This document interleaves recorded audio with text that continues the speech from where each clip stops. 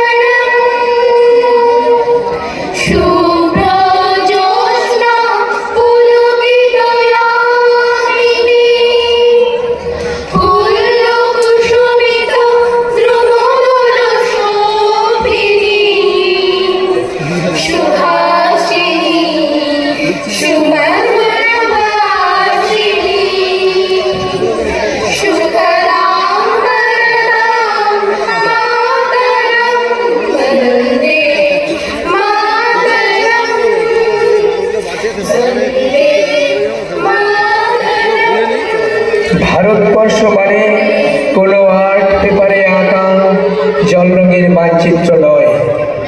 ভারতবর্ষ মানে শুধু হর্ষবর্ধন কিংবা বাবরের বিজয় বার্তা নয়।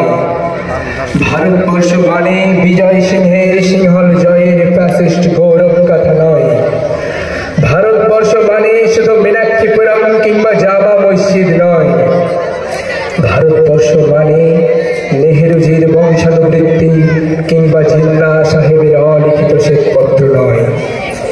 ভারতবর্ষ মানে এক ভালোবাসা, আমার তোমার, শব্দের, সঙ্গীতের, জীবনের, আকাশের, মাটির।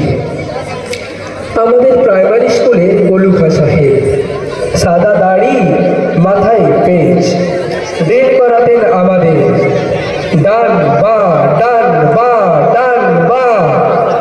সস্নেহে সতর্ক করতেন, বাবা সকল পার হাত মিলিয়ে মিলিয়ে ফেলো, মিলিয়ে মিলিয়ে ফেলো। কলুখা সাহেবের ঘরের মাটিতে আজ ফেরেশতার হাসি ভারতবর্ষের চেরাগ হয়ে জ্বলছে। বৌদ্ধ মিয়ার হাতের কর্ণিকে শিব মন্দিরের গায়ে কত ফুল কাটা, আর তার জোগাড়ে হয়ে মশলা মারছে ঈশান বাউরি, নিয়ামত শেখ আর গোকুল মাহাতো এক পাটাতনে ধান ঝাড়ে। সোনালী গোবিন্দ ভোগে খাবারে ঠিকরে পড়ে সোনালী আলো। পদন মাঝি দাঁড় টানত যুবতী গঙ্গায়, বৈঠা ধরত হোসেনুর মাঝি। সামলে চলো মাঝি, সামুদে কাটা কাকির গান, সোরাবালির স্বর আর ঘুটনি চলার ঘাট। আমার ভারতবর্ষে কোনো গেরুয়া রাজনীতিবিদ কিংবা ইমামের নির্দেশিকা নেই। এখানে কোনো সংহিতা হাদিস ছাড়াই কোজাগরি চাঁদের অকৃপণ আলো পড়ে ঈদগার উপর, আর রমজানের চাঁদ তুলসী মঞ্চের গায়ে পূর্ণ আলো দেয়। আমার ভারতবর্ষ মানে রবি ঠাকুরের মধ্যে নজরুল, রবিশঙ্কর আর আলী আকবরের যুগলবন্দি, গণেশ পাইন আর মকবুল ফিদার রঙিন ছবি। আমার ভারতবর্ষ মানে লালন ফকিরের গান।